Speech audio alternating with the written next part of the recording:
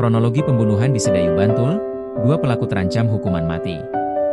Dua pria dengan inisial SS, 28, dan FS, 21, warga Kepanewon Gamping dan Kabupaten Sleman, tersangka pembunuhan di Sedayu, Bantul kini terancam pidana mati.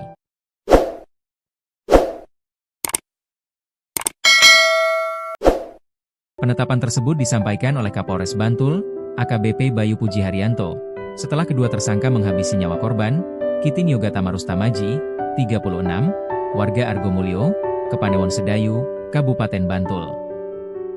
AKBP Bayu menyebut jika tersangka dikenakan pasal 459 subsidiar 458 ayat 1 UU nomor 1 tahun 2023, tentang KUHP dengan ancaman pidana mati, seumur hidup atau penjara paling lama 20 tahun. Belakangan terungkap, pemicu tersangka membunuh korban karena tersinggung dengan perkataan korban pada Rabu, 25 Februari 2026.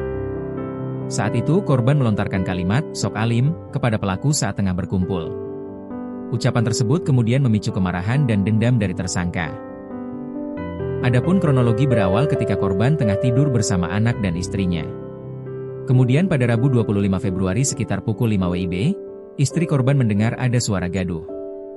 Istri korban juga melihat ada seorang tak dikenal, OTK, menggunakan penutup muka berwarna hitam, helm berwarna hitam melakukan pembacokan kepada korban.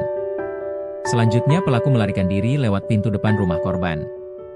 Di depan rumah korban terdapat seorang rekan OTK yang siap mengendarai sepeda motor. Kemudian mereka melarikan diri. Berdasarkan informasi tersebut, polisi langsung melakukan penyelidikan dan olah tempat kejadian perkara untuk menemukan barang bukti dan petunjuk dengan menelusuri petunjuk jalur yang dilewati oleh terduga pelaku. Kemudian, mereka memperoleh rekaman jejak digital berupa CCTV. Dari informasi itu, polisi langsung melakukan penangkapan terhadap FS San SS di Kapanewon Sedayu. Saat ditelusuri, motif tersangka SS tak lain merasa sakit hati dengan perkataan korban. Sebab, sebelum kejadian, tersangka, korban, dan teman-teman korban berjumlah 8 orang sempat kumpul di rumah korban. Usai minum minuman keras, korban sempat dibawa oleh temannya untuk istirahat di dalam kamar.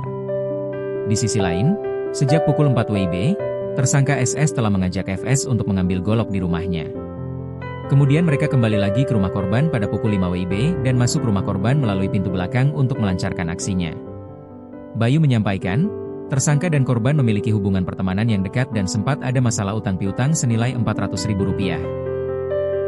Namun, persoalan utang itu sudah diselesaikan.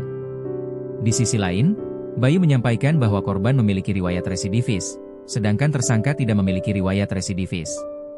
Lebih lanjut, Bayu menyebut, saat diamankan para tersangka tidak melakukan perlawanan.